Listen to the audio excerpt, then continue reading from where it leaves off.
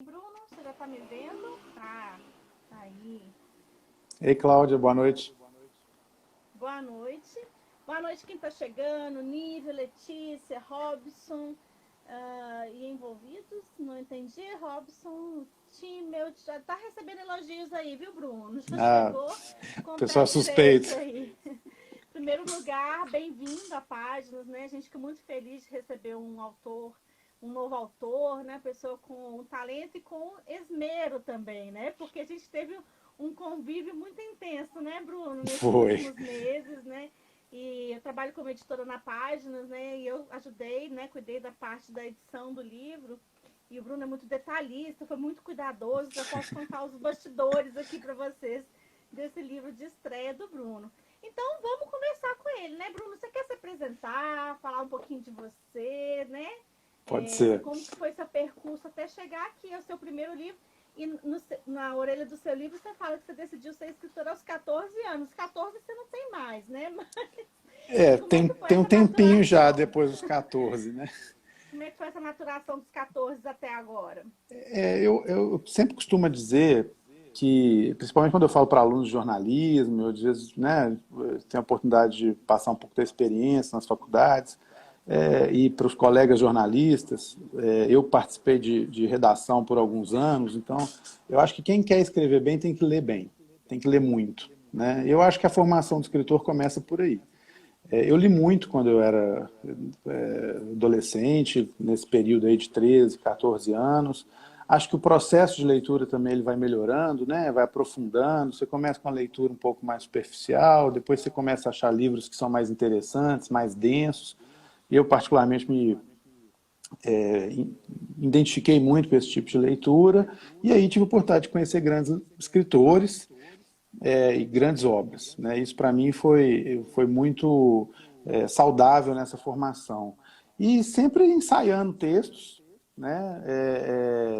Sempre tentando colocar no papel. É muito difícil criar uma história. Eu acho que você falou aí das idas e vindas no processo de edição, né, Cláudia?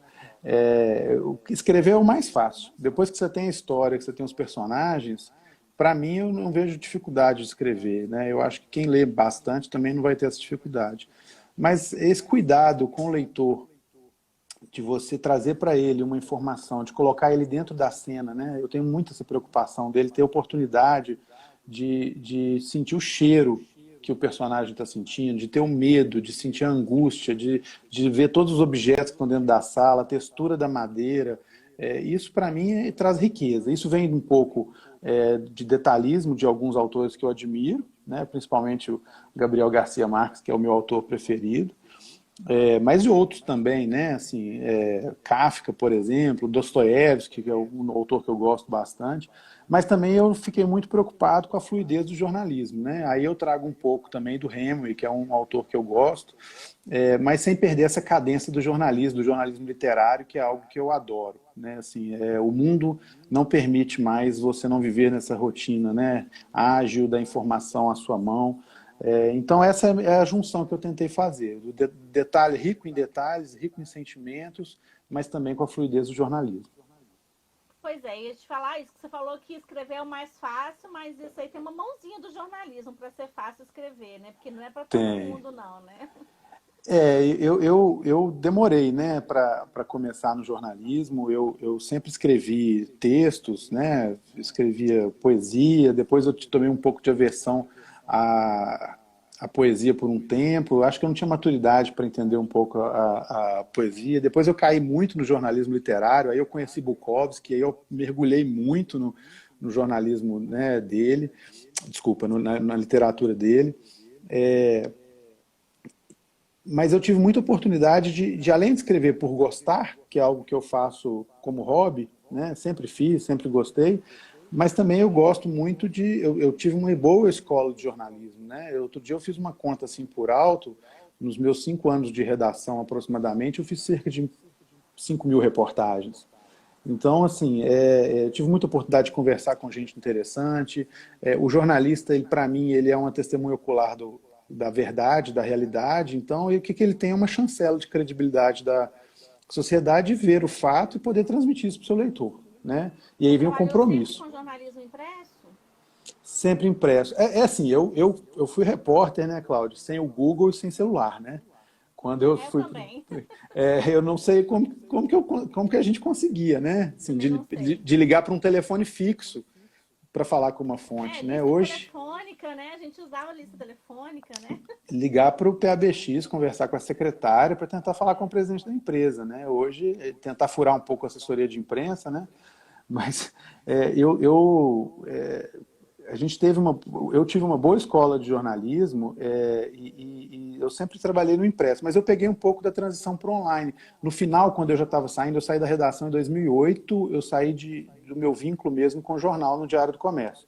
Mas eu comecei a fazer freelas, né? Fiz freela para o Estadão, fiz freela para o Globo, fiz freela para o Globo, e continuei escrevendo. Eu escrevi para o Estadão até 2013, eu escrevia esportes, né? Eu adorava cobrir esportes e continuava fazendo. Às vezes tinha um plantão para fazer final de semana e eu fazia muito por hobby, por prazer, por estar sempre escrevendo. Mas chegou um momento que eu achei que já estava na hora um pouco de me distanciar da redação, eu estava com outras prioridades, né? Comecei a faculdade de Direito, aí também não tive mais tempo para nada, né? Uhum. Pois é, ainda tem isso, né? Essa segunda formação, você acha que tem uma contribuição também na sua formação como escritor, o direito? Ah, tem, sem dúvida. O direito, eu escrevi até um artigo, eu vou até, a gente está estudando para publicar ele no mestrado. Em outubro do ano passado, escrevi um artigo sobre direito e literatura, que é um ramo do direito, e eu peguei um pouco da densidade do direito, daquela coisa formal do direito, porém a literatura vindo para preencher a literatura faz existencializar o direito. O direito é muito maçudo, ele é muito concreto, e a literatura vem com leveza, né? A literatura traz ali um sentimento. Eu escrevi um capítulo exatamente sobre isso, né? Assim, a sutileza que a literatura traz para desenvolver a sensibilidade do jurista, da sociedade de uma forma geral. É impossível a gente buscar a verdade absoluta, né? E a literatura ela vem trazer assim uma forma de interpretação da realidade. Eu comecei recentemente, né, muito recentemente, a estudar Jacques Derrida, que é um pensador recente da nossa história contemporânea, infelizmente, né? Ele esteve até na Federal em 80 e poucos, esteve na USP, né? Mas assim, um grande pensador da literatura, né? E isso aí, no final do curso de Direito, nas últimas cadeiras, eu comecei a estudar hermenêutica, que é a interpretação, né? A arte da interpretação. E ali eu vi a importância de você olhar para um texto e saber interpretá-lo. E ali eu voltei a escrever, já tinha uma conversa avançada com a Leida para colocar para fora esses textos que eu gostaria. Tem várias ideias de livros, né? Essa história, por exemplo, do Miguel, As Noites Mais Escuras, já vai se desdobrar em um próximo livro. Vou dar aqui uma Nós vamos informação, chegar né? lá, calma, nós Tá. vamos chegar lá. Mas, assim, é compulsivo. Escrever ficou algo compulsivo. Mas você encontra tempo para poder escrever assim? Ou fica a desejar? Eu gostaria de poder viver disso, de escrever mais, né? Isso é o que me dá mais prazer de realização. Hoje, atualmente, eu dou muito pouco, né? Principalmente quando estou escrevendo. Então, quando acaba tudo, acaba o dia, eu vou começar a escrever por volta de 11, 11h30, meia-noite, quando eu estou escrevendo, né? Agora eu estou fazendo umas matérias do mestrado, então não estou conseguindo.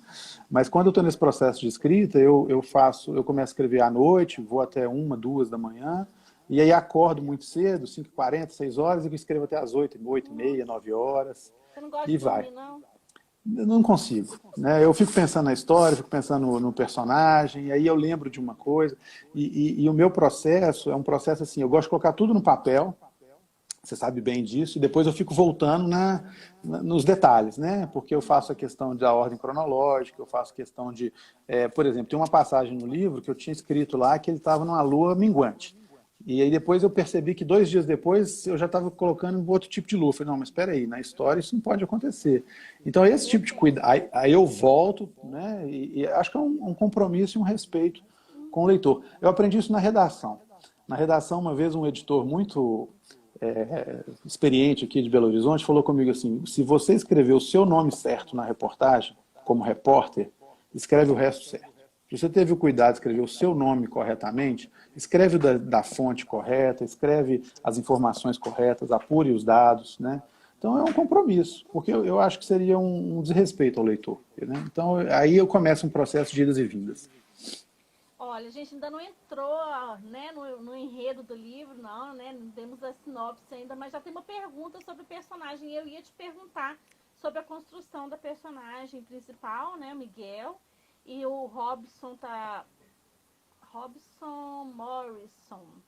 Tá perguntando como você constrói o conflito entre seus personagens. E aí eu emendo na pergunta como foi a construção do Miguel, que é um personagem que tem que passar toda... Bom, eu acho que isso eu posso falar, né? Essa solidão que ele carrega, né? E aí também a questão de você colocar um companheirinho ao lado dele. Não sei se a gente Ah, pode sim. falar, que pode, porque tá na Pode. contracapa, né? Tá, Então pode. não. Eu tô olhando É, o livro aqui porque eu não tenho ele impresso ainda, né? Tá fresquinho, ainda não chegou pra mim. Então eu tô olhando aqui no PDF, tá, gente? Por isso que eu dou uma fugidinha de vez em quando aqui de olhar. Ai, não, o mostra aí, livro Bruno, a capa, por favor. já tá em Isso. mãos. Chega mais pra cá um pouquinho. Isso. Essa capa, ela foi escolhida com muito cuidado. Eu acho que ela passa um pouco do momento de dúvida, Esse né? clima, né? O clima da história. A cabaninha aqui, ó. Essa cabana que eu sou fã dela. E atrás a gente Ótimo. tem o paredão, né? Que é muito simbólico, né? Assim, cercado, né? Um Isso. lago, um paredão, uma cabana isolada, né? E ele se isola para refletir sobre o que ele fez da vida, se valeu a pena, né? Para Só reconhecer assim, os erros. para informar, ele já é um senhor, né?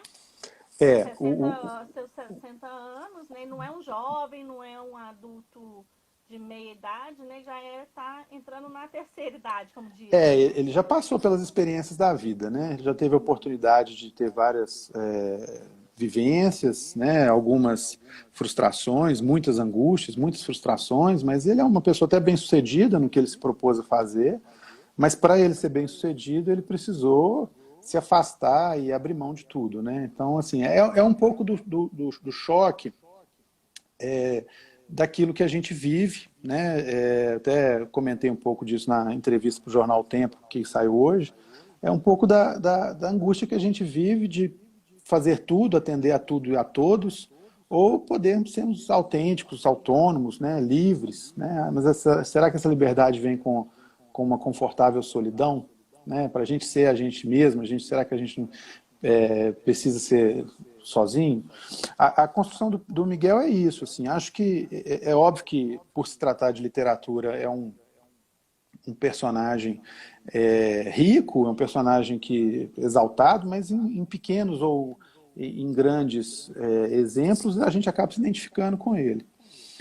O que eu acho importante, assim, nós precisamos nos reconhecer que nós, seres humanos, somos imperfeitos, que nós, seres humanos, nunca vamos ser totalmente completos. A gente sempre vai viver na falta. Né? E esse é o Miguel. Né? Aí eu busquei um pouco respondendo um pouco o Robinho, é Robson, mas eu conheço como Robinho, né? Ah, tá bom. Mas respondendo um pouco, eu busquei um pouco de influência do Dostoiévski. Eu tinha acabado quando eu estava nesse processo de escrever, eu tinha acabado de fazer uma leitura bem detalhada sobre um livro que chama Memórias do Subsolo, do Dostoiévski. E esse livro ele traz a concepção de anti-herói. É um dos primeiros livros que trata esse assunto. Né? E eu nunca gostei daquele modelo do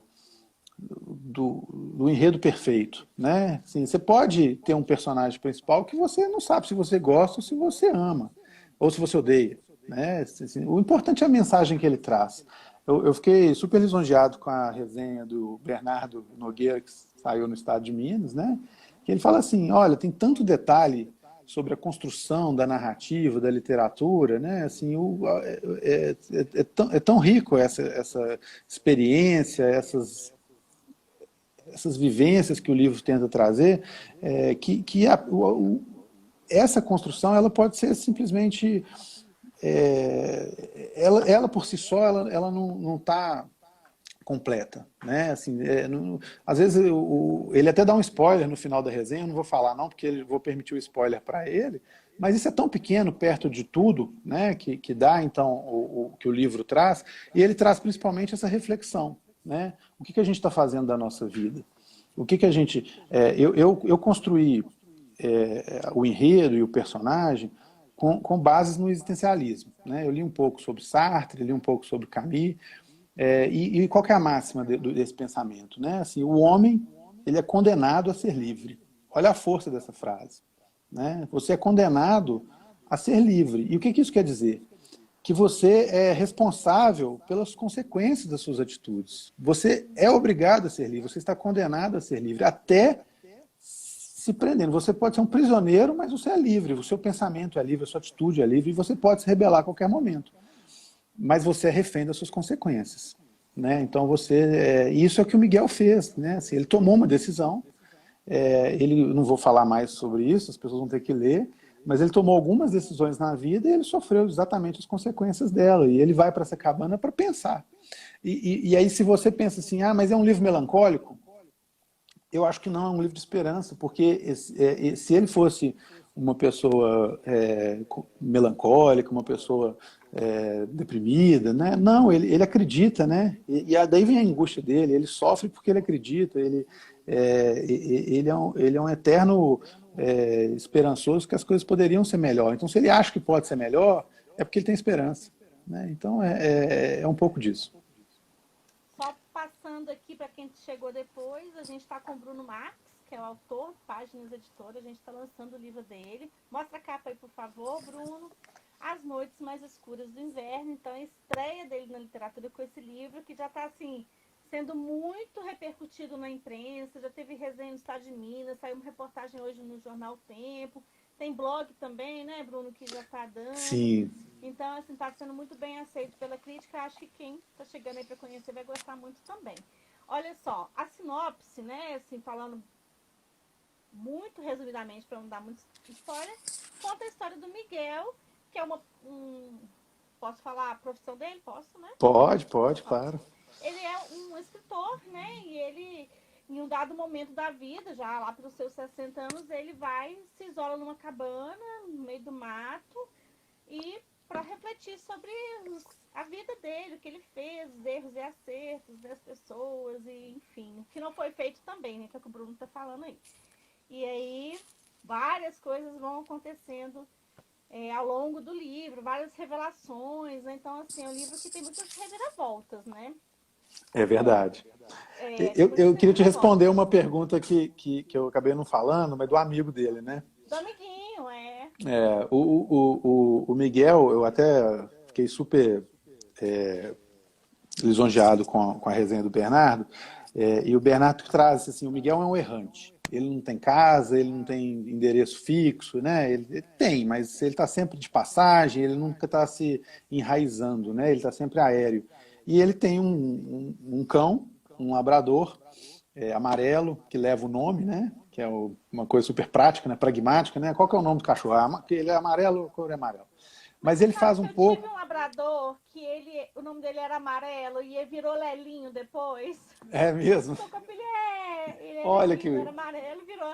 Aí amarelo virou Lelinho. Olha que coincidência. Para os íntimos, né? É engraçado, assim, como que...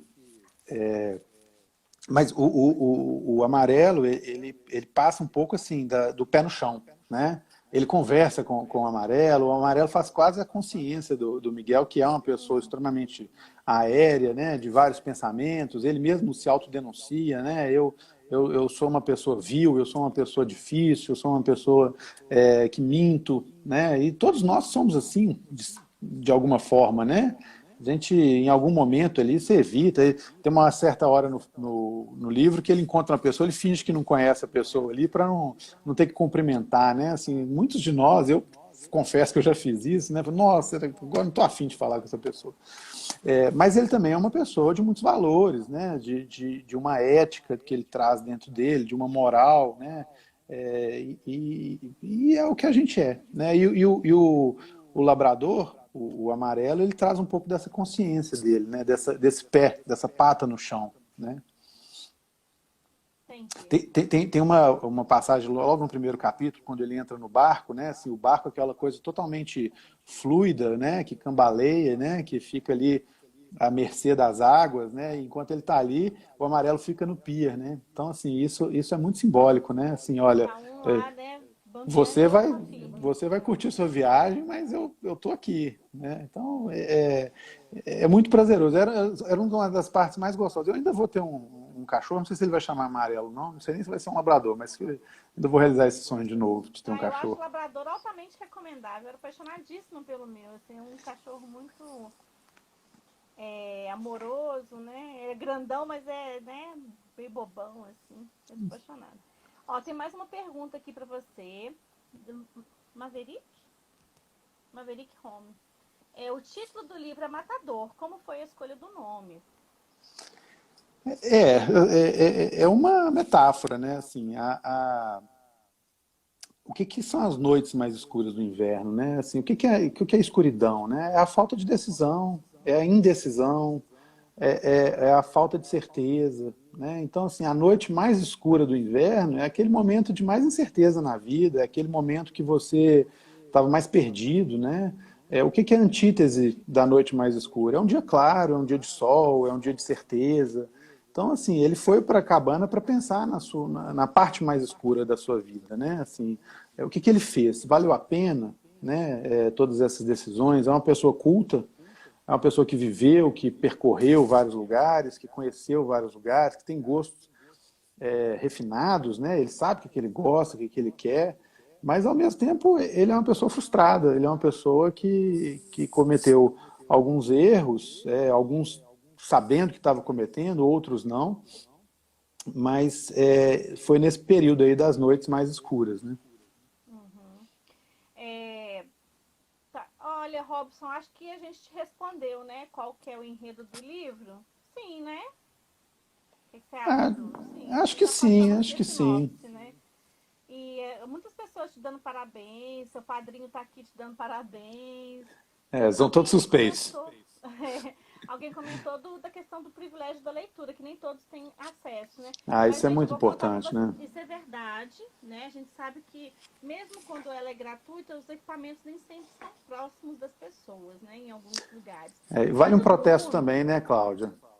Essa questão de aumentar imposto de livro. A gente mora ah, num não, é, isso aí país, é né, uma outra pauta. que investe Mas em o armas e Bruno, aumenta o imposto de gente, livro.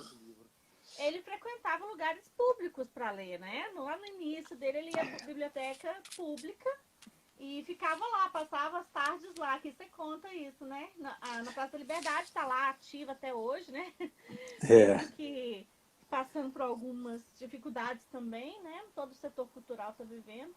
Mas o Bruno era frequentador de biblioteca, né, Bruno? sempre. Eu sempre adorei. Na verdade, assim, eu sempre que eu viajo, eu busco ir a alguma livraria, uma biblioteca. Biblioteca menos, mas livrarias são mais comuns, né? Mas, por exemplo, tive a oportunidade de Austrália, a biblioteca de Melbourne é super legal, né? Eu sou fã daquelas luminárias que tem o toldozinho verde, que todo filme aparece, né? Ainda vou comprar uma para Sei. mim. É um objeto de consumo. Um Mas eu adoro. pendente? Um pendente? É tipo um abajurzinho assim que tem um pendente com verde. Todo filme tem, Sim, sim, principalmente sim. filme americano, né? Aham. Mas eu adoro ir, né? Você vai em Buenos Aires, tem a livraria Ateneu, tem a livraria Lelo em Porto, né? Assim, são lugares mágicos para mim, né? Eu sempre gostei. Na Praça da Liberdade, eu comecei a ir para ali Asterix, que era o Ah, é? quadrinho que eu gostava, né? Adorava, ia na sessão. Mas aí você lê todos, aí começa a olhar. Aí a escola indica Machado de Assis, aí eu comecei a ler, comecei pelo Alienista, depois passei para outros. Antes de frequentar a biblioteca da Praça da Liberdade, a Luiz Bessa, né? Acho que é o É. nome dela. Eu frequentava a biblioteca do Instituto de Educação. Eu estudei lá um ano. A biblioteca era maravilhosa, bucólica, sabe? Eu lembro que naquela época eu tinha lido o Ateneu e o Instituto de Educação, ele era um pouco aquele prédio do Ateneu, né, do Raul Pompeia, assim, É. aquela construção. Pena que está tão deteriorado, né? Outro dia eu passei na porta, eu fiz uma loucura, assim, né? Eu estava indo a pé e eu bati na porta lá, ainda estava em aula, foi na época da pandemia, e falei, ó, eu sou ex-aluno, posso eu sou um pouco nostálgico, né? Quem lê o livro vai perceber, mas eu entrei lá e percorri de novo os corredores, e a biblioteca do Instituto de Educação era linda. Quando eu fui lá, eu comecei a ler Júlio Verne, 20 Mil Léguas Submarinas, né? E eu lembro da secretária da biblioteca falando assim, olha, eu tinha 12 anos, um menino de 12 anos lê Júlio Verne e tal, e eu não era tão comum, né? Eu sempre gostei de ler. Pois é, você falou bastante de referências, né, literárias que são estrangeiras, né? E citou agora Machado de Assis e Ateneu. Mas eu queria saber os brasileiros que tiveram importância mesmo na sua formação como leitor e escritor, né? E que ainda tem, né? Precisa continuar lendo bastante, né? Quem que você, assim, tem como preferidos aqui Nossa, eu tenho lido. brasileiros? O preferido mesmo é Machado de Assis. Né? E uma vez eu fui fazer uma reportagem, era um evento na Academia Brasileira de Letras.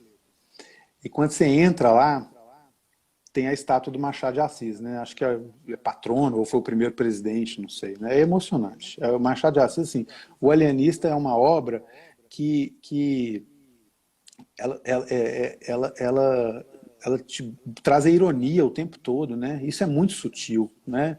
O Machado de Assis ele falou da abolição, não da abolição, mas da questão Das escravagista, né? Do diferenças sociais, preconceito, né? das diferenças sociais, mas ele falou sem falar. É um pouco que Derrida faz. Derrida fala do amor, mas sem falar assim, o amor é isso, o amor é aquilo. Ele coloca no Ele livro, faz né? isso muito na construção dos personagens, né? Sim, é muito rico, né? Então, É. assim, mas, por exemplo, também você lê Euclides da Cunha, que é um texto jornalístico, né? Os Sertões, né? Eu comecei a estudar um pouco Guimarães Rosa, confesso que quando eu fiz isso, eu achei muito difícil. Eu acho que eu me perdi um pouco, né? Ele é muito Você denso. começou pelo Grande Sertão já? Comecei, e foi muito difícil. Mas eu quero fazer uma releitura mais atenta, né? Acho que hoje eu A tenho mais gente vai lançar maturidade. um livro aí, ó. Eu vou dar assim, né? Uma prévia. A gente está para lançar daqui um mês, por aí, um livrão de um professor da UFMG que é justamente para poder amaciar um pouco a leitura do Grande Sertão Veredas. Então, um grande pesquisador do Guimarães Rosa, e a gente está em produção desse livro. Então, fica atento aí, às vezes você vai Eu gostar. já vou anotar aqui. O que eu acho interessante, assim, que o Guimarães Rosa, ele traz, por exemplo, assim, o homem tem mania de dificultar as coisas, inventar palavras difíceis para tudo, né? Por exemplo, cachoeira.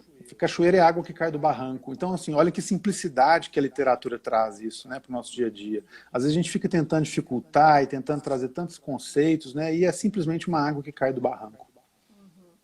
Olha só, Valesca está perguntando aqui onde compramos, né? Nós estamos com o livro já, nós já estamos com o livro no site da Páginas Editora, que é o www.paginaseditora.com.br. Então, quem ainda não adquiriu o livro, corre para lá, pode ir lá comprar pelo site, já está disponível lá.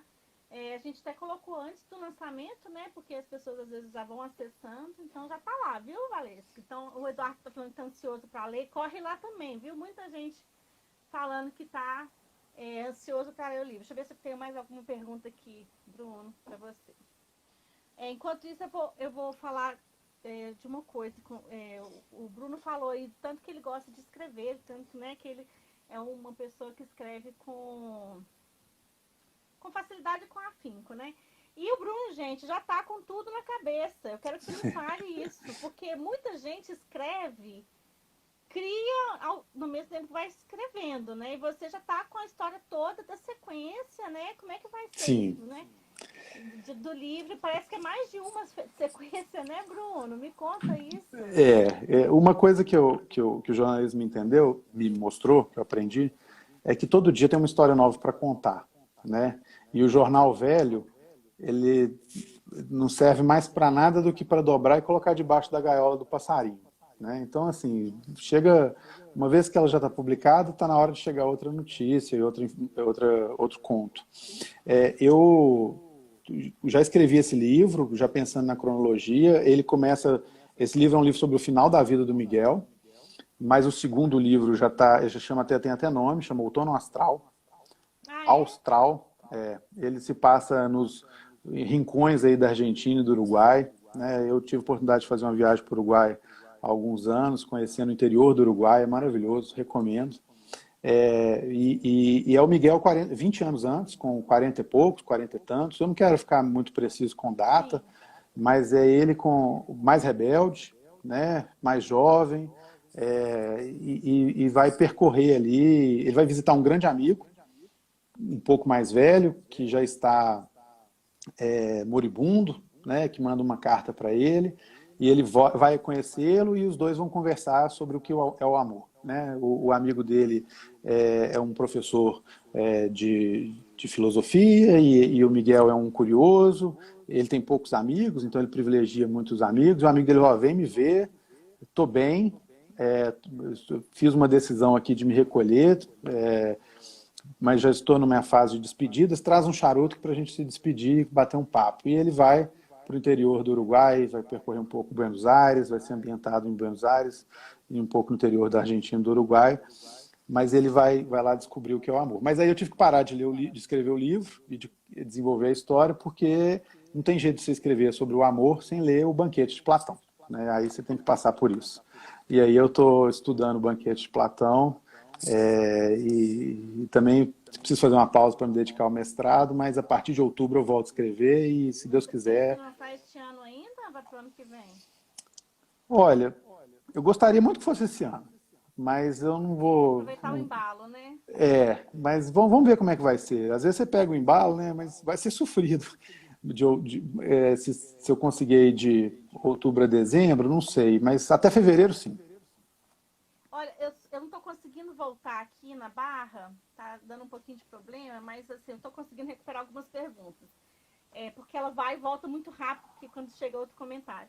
A Raquel Gil está perguntando se a vontade de escrever é antiga ou surgiu atualmente. Não, A é gente de começou sempre. falando disso, né, no início da live, mas vamos voltar. É desde sempre. Escrever é algo que é inerente.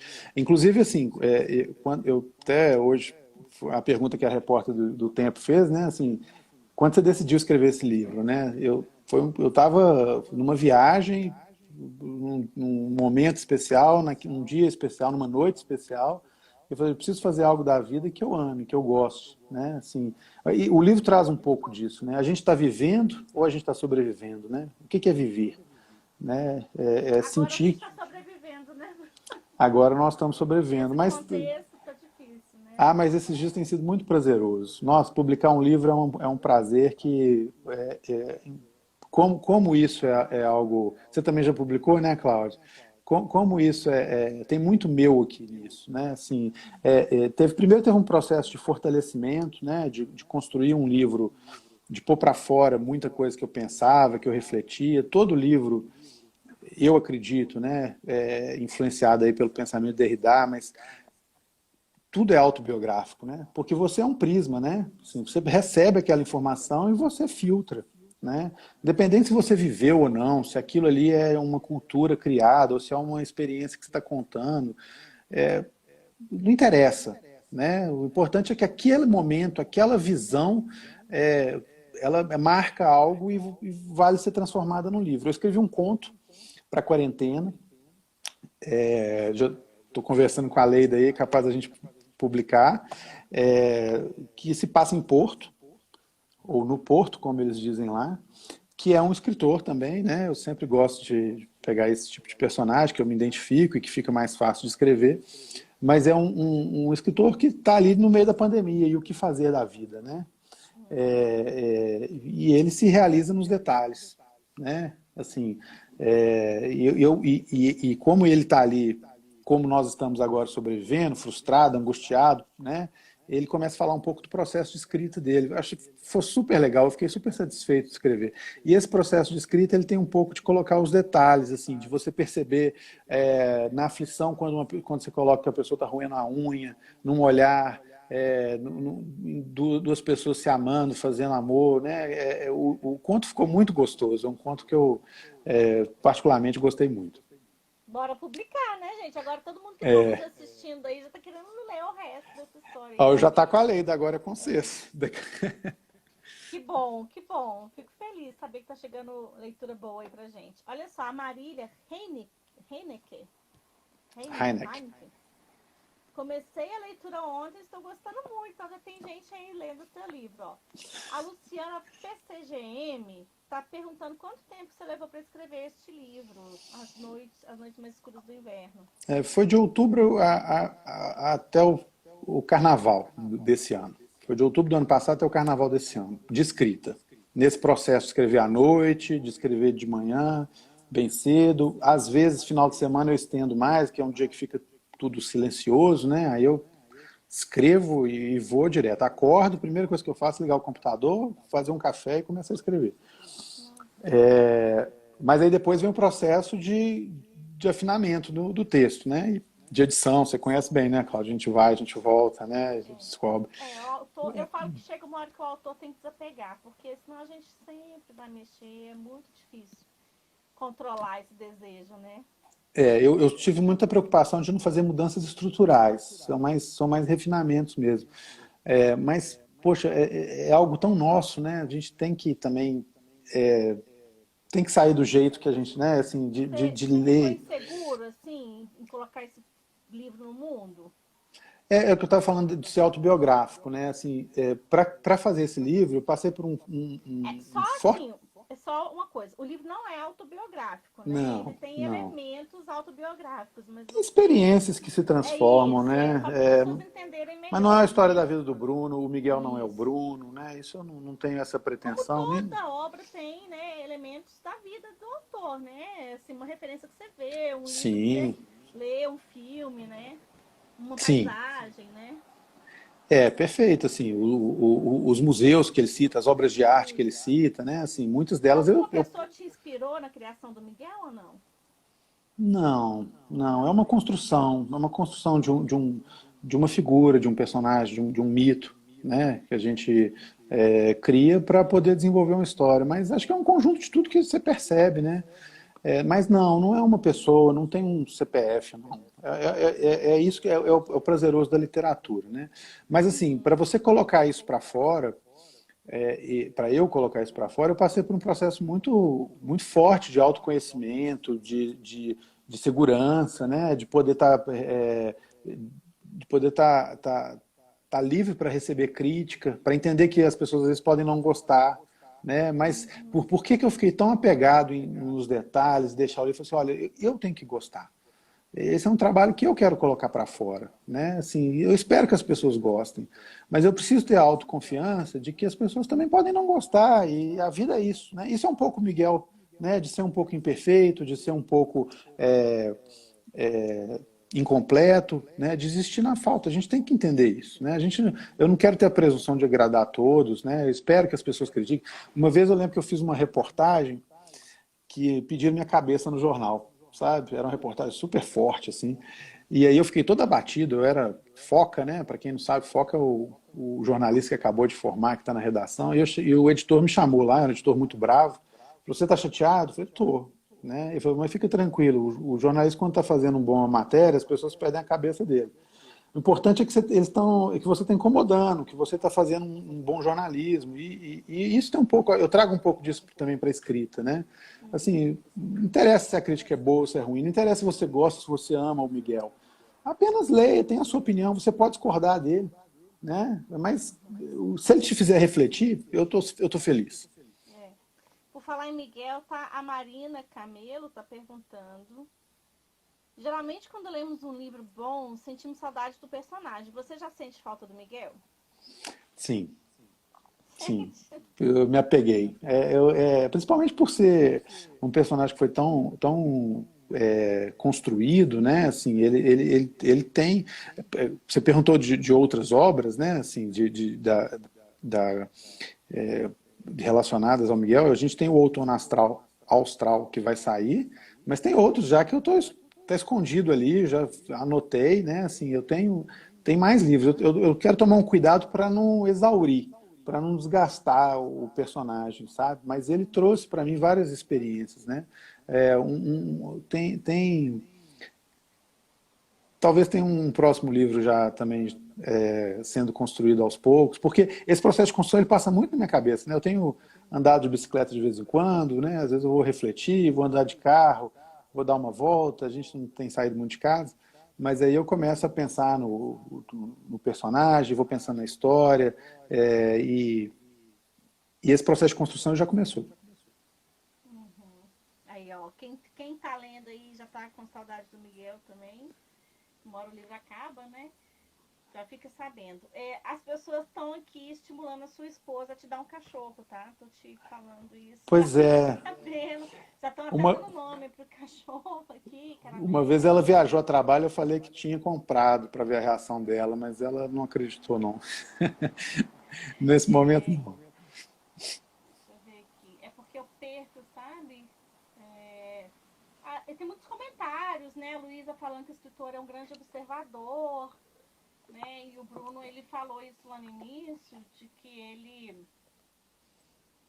ele é muito atento aos detalhes, né? No início da nossa live ele falou isso, que ele tem muita preocupação com os detalhes. Isso é muita observação também, né, Bruno? É, Aqui. eu li uma reportagem que diz que a única coisa comprovada que tem, que um canhoto é diferente de um destro, é que ele é mais observador. Você é canhoto? Eu sou canhoto. Hum. E talvez isso seja, porque realmente, né, assim, pode parecer exagero, mas às vezes tem que entregar uma correspondência num prédio.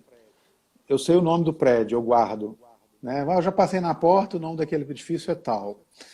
Às vezes eu guardo roupa, o jantar que a gente fez em certa viagem. Né? Eu gosto muito. E eu me privilegio muito de ter uma boa memória. Né? Eu acho que tem um pouco a ver. E eu gosto muito dessa boa memória para livro e para as obras de arte. Né? Eu sou fã de um museu e recomendo para todos. O Batista Wilton está falando que o nome do Miguel me lembrou um poeta de rua do Rio de Janeiro, um português na Praça 11. Ele era meio perturbado. Não sei se você conhece essa Não, deve pessoa. ser coincidência, não conheço. O livro tem muito a ver com Portugal, né? Assim, quem me lisonjear, me prestigiar lendo o livro, vai ver que tem um pouco, a história se passa um pouco em Portugal, nas cidades. A gente fez, eu tive 2 vezes já em Portugal e cada viagem é um olhar de observação constante, né? Eu gosto muito de andar a pé quando a gente viaja. E os detalhes me chamam muito a atenção, né? Principalmente aqueles roteiros que estão fora do roteiro turístico, né? Às vezes um museu que não é tão badalado, às vezes um bairro que não é badalado. Eu lembro que em janeiro de 2018 eu estive em Portugal e passei uma tarde rodando no bairro Alfama, que é onde tem aquelas senhoras que se vestem de preto, que cantam fado, que penduram as roupas na janela, que batem os tapetes, né?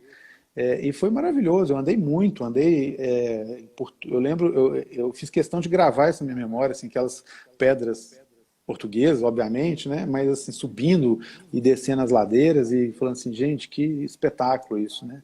E o livro ele traz um pouco dessa realidade para o leitor, eu quero que o leitor se sinta ali dentro. Né? Quando eu cito a cidade de Óbidos, por exemplo, eu falo assim, olha, a cidade murada, medieval, com os muros, com todas as casas pintadas de branco, eu quero que ela perceba um pouco do que eu vi. Né?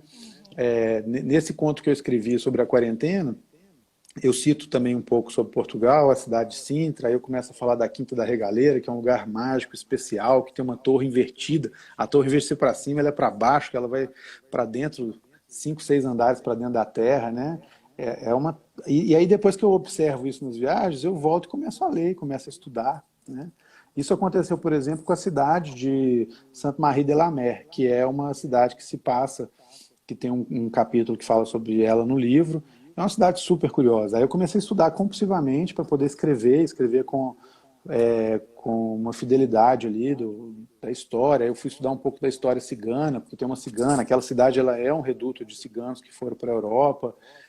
Então, assim, eu gosto de trazer essa riqueza também, porque às vezes a pessoa não quer ter essa densidade do questionamento filosófico, do questionamento existencialista, mas é uma leitura agradável, é um romance, pode ser também uma leitura de uma novela, se as pessoas quiserem, né? Uhum. Ô Bruno, e você, além da história, né, como diz assim, o miolo, né, dentro do miolo tem o miolo da história. Você tem alguns, assim, não sei se a gente pode dizer que são paratextos, né? Você preocupou em colocar alguns textos antes e depois do livro que são esclarecedores. Então, gente que gosta de pular essas partes, não pulem, né? Não Isso? pulem, não pulem. Comecem desde a orelha do livro. É um livro muito curto, né? Assim, é um livro denso, mas é um livro que Páginas, eu esqueci. eu tenho aqui. É Acho que é 160. 158. Mas leiam tudo, leiam na ordem, porque ele traz também, né, uma construção do personagem. Os primeiros capítulos eu apresento o personagem, eu apresento as suas angústias, o que formou um pouco a personalidade e identidade do Miguel, por que ele é essa pessoa, né, que ele foi construído para não falhar. Né? E aí, de repente, coitado, né? Coitado dele, coitado da gente, coitado de todos, né? Que não podemos falhar. Mas leiam nessa ordem porque tem uma construção. O enredo ali tem a construção do personagem, depois tem a construção tem a sua revelação, depois tem um pouco de quem ele se transformou e depois vem a realidade, né? Então, assim, tem todo um processo. Uma coisa que eu queria, falando um pouco dessa ordem, né, que deu muito trabalho para fazer, que vale a pena, são sonhos, né? O Miguel sonha muito, ele é muito perturbado, são sonhos muito, a gente pode até chamar de pesadelos, mas são sonhos muito intensos e ele é muito influenciado por esses sonhos, né? E isso dá um trabalho danado, porque eu quis colocar o sonho dentro da história como se a gente... na verdade, o livro começa com um sonho. Antes do primeiro capítulo já tem um sonho, né? É isso que a gente E está falando, não pulem as partes, né? não, é tudo curtinho, vale a pena, vocês vão se deleitar. Mas os sonhos têm explicação, né? Os sonhos, eles, sim, na verdade a explicação é de cada um, mas eles têm um sentido. Mas essa questão de tanto o sonho quanto as memórias, né? Essa ida e vinda, o flashback do livro, eu quis colocar isso muito porque, assim, se você pensar, a ordem cronológica do livro acontece em quê? 3, 4 dias na beira da cabana. Né? Depois ele continua. Inclusive, tem um projeto aí para essa continuação. Eu já não posso falar tanto não, que senão eu vou dar spoiler. Mas você pensa Mas em fazer quantos livros com o Miguel? eu tenho conteúdo para escrever 6 livros. 6 livros. 6 livros. Com Já tem, isso, assim, né? alguma coisa rabiscada para você não perder a história, não esquecer. Já tenho o argumento dos livros, né? Então, assim, agora desenvolver aos poucos, se também não tiver exaurido, se não tiver bem aceito, tem que pensar um pouco. O personagem está criado, o roteiro está criado, eu tenho até os nomes dos 6 livros, né? Mas eu vou chegar aos poucos. Eu não sei se eu quero fazer todos esses livros de uma vez, se eu quero me aventurar por uma outra história, né? Mas, por exemplo, ele tem uma coleção de cartas aí que podem surgir, tem o Outono Austral que já está saindo, o Outono Astral tem 50 páginas escritas já. Então, assim, é um processo... uma página de Word não é uma página de livro, Não, vai né? dar, você pode jogar uns 40% aí por cima, umas 90 páginas de livro diagramados. Então, assim, já tem o 50% de um livro a ser publicado, né? Eu Mas, fiz conta errada, gente, perdão. 40%, não 40 páginas, tá, gente? então, assim, mas tem 6 partes, desculpa, 6 livros, né? Assim, de Você gosta de densidade. sequências? Você gosta de ler sequências? Olha, eu tenho lido muito... o jornalismo, ele é muito pragmático, né? Eu, por muito tempo, li muito jornalismo. Agora eu estou lendo muito para o mestrado, então não estou conseguindo aprofundar em tantas Seu mestrado sequências é em assim. Direito. Em direitos humanos, em direitos humanos. Mas eu gosto de sequências, eu já li muitas sequências, assim, de livro, de romance, best-seller, né? Assim, tem um livro que é a história do Ramsés, imperador do Egito, são uma coleção de 5 livros, assim, para quem gosta, eu adoro a cultura egípcia, né? Então, assim, ele narra por meio de um romance toda a cultura egípcia. E eu li esses 5 livros, mas eu confesso que eu fico muito ansioso para terminar e eu começo a ler compulsivamente. Então, assim, eu me sinto muito consumido. E tem tanta coisa para ler, eu fico um pouco perdido assim, de gastar tempo lendo sempre uma continuação Então, por isso que se eu avançar nessa questão dos 6 livros sobre o Miguel, não seriam todos em ordem cronológica, não seriam todos de uma vez, né? O importante é que a história está sendo construída aos poucos. Agora que, né, engatou, você não quer mais deixar de escrever, né? Também. Ah, não. Isso faz parte de... Já fazia parte de mim de vontade, agora faz parte de realidade. É um pouco o que o livro traz, né? Assim, a conexão que a gente tem que ter na vida entre o desejo e a realidade. O desejo é a transformação. A gente está com o nosso tempinho acabando aqui. Eu tô de olho no relógio ali. Tem 10 minutos. Daqui a pouco o Instagram fala que a gente tem só 30 segundos. Passa muito rápido. O Nívio Tadeu, eu tô te perguntando por que você escolheu o nome Miguel, se você tem alguma referência. Não, eu gosto dos arcanjos, né? Miguel, Gabriel, Rafael, mas é por preferência. Escolhi um nome de uma pessoa que eu não tenho tanta familiaridade no dia a dia, né? Assim, não escolheria o nome de um amigo, por exemplo, não escolheria o nome de um parente. Então eu peguei uma pessoa um nome de uma pessoa um pouco isenta para eu poder até mesmo fugir um pouco dessa conexão inerente aí que poderia ser feita, né? Eu poderia fazer um personagem com o nome de Bruno, por exemplo, né? E as outras personagens do livro, né? Como é que foi? Você teve dificuldade, principalmente as personagens mulheres, assim, você teve mais dificuldade de trabalhá-las? Que a gente tem mulheres Não. importantes nessa história para a vida do Miguel, né? Na verdade, eu queria falar um pouco também, antes da gente acabar, assim, o Miguel ele não é um feminista porque o feminismo não cabe ao homem. O homem ele cabe apenas apoiar a causa feminista.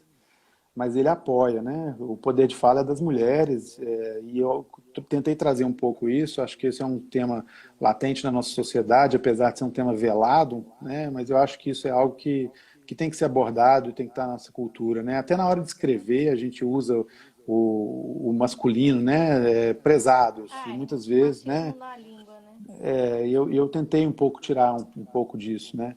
Mas as personagens são lindas, são maravilhosas, né? Assim, ele se apaixona perdidamente por uma companheira que ele tem uma relação. Ele também se envolve com uma cigana mística e enigmática nessa cidade de Sainte-Marie-de-la-Mer.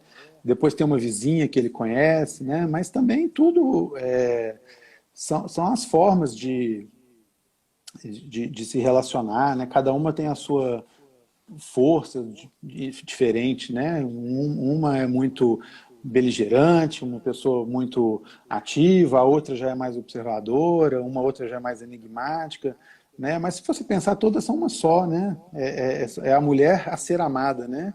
E tem outras também, mas eu não vou falar, não. Senão você vai Porque acabar entregando uma coisa que é muito importante, né? Algumas coisas bem importantes aí. Muita gente aqui conhece essa coleção do Ramsés.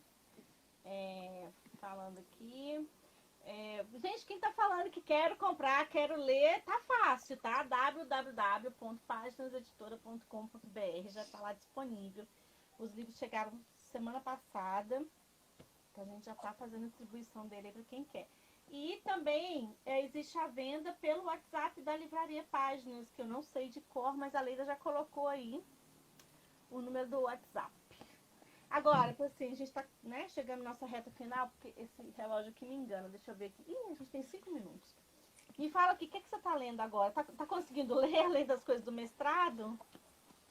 Agora eu estou lendo um pouco de Derrida, né? Eu voltei a ler Camus, principalmente por causa da pandemia, né? Que escreveu A Peste. Li também os discursos de quando ele recebeu o prêmio Nobel. Assim, é sensacional. É um discurso curto, mas é muito legal. Falando sobre a literatura, o prêmio Nobel de Literatura. Comecei a ler Escravidão, do Laurentino Gomes, mas eu tive que parar para o mestrado, né? Então agora eu estou lendo bem as questões de mestrado, estou lendo muita lei, mas eu vou fazer uma pausa, porque até outubro que eu tenho que entregar minha qualificação do mestrado, mas a filosofia eu não largo, é uma coisa que eu gosto, eu tenho lido bastante e eu estou lendo o Banquete, de Platão. O segundo, para continuação, Para o segundo. Né? O segundo, né? E além do Platão, você vai pegar outra referência de amor ou vai ficar mais... Eu já estudei Schopenhauer. Schopenhauer foi o único filósofo mais moderno que quis escrever um livro sobre o amor, né? Mas o conceito dele é um conceito que a gente tem que jogar no lixo, né? Assim, eu, pelo menos, ele não é nada, apesar dele ser alemão, né?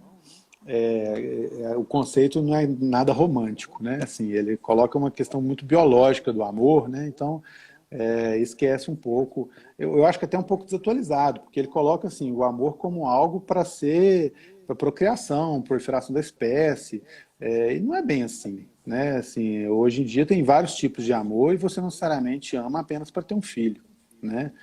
Mas Mas tem muita gente que pensa assim, né? Você pensar algumas linhas religiosas, né? infelizmente. Que ficam querendo impor esses pensamentos, né? Mas aí eu li um pouco de Aristóteles. Aristóteles traz muito conceito de amor para o lado da filia, né, que é o amor entre da admiração, né, e também eu gosto por hobby mesmo, eu estudo um pouco de mitologia grega e eu gosto muito dos mitos, né, então eu estudo um pouco dos amores aí da mitologia, né, a questão do Orfeu, né, a questão toda a história aí, desde Penélope, esperando Ulisses voltar da sua Ilíada, né, da sua Odisseia. Então eu vou fazer todo um pincelado assim, sobre essas relações de amor e o que a gente... Resumindo, né, a Eros, Ágape, Filia, né, quer trazer um pouco também do sentimento aí de platônico, que acabou voltando para São Tomás de Aquino, que acabou voltando também para Santo Agostinho primeiro, depois São Tomás de Aquino, que é a dualidade, né, da Igreja Católica, aquele amor ali, uma promessa de amor, né, para o céu eterno e tal. Vamos ver o que vai vir, ainda preciso estudar um pouco mais. Olha só, o WhatsApp, a Leida colocou aqui, eu tô achando super bacana isso, né? Porque quem leu o livro vai poder ter várias visões, né? Se você conseguir colocar todos esses elementos, porque quando vai escrever também é diferente, né? Às vezes não consegue colocar tudo, né? E eu quero Mas fazer tem também... várias visões do amor, né? Das diferentes correntes filosóficas, né?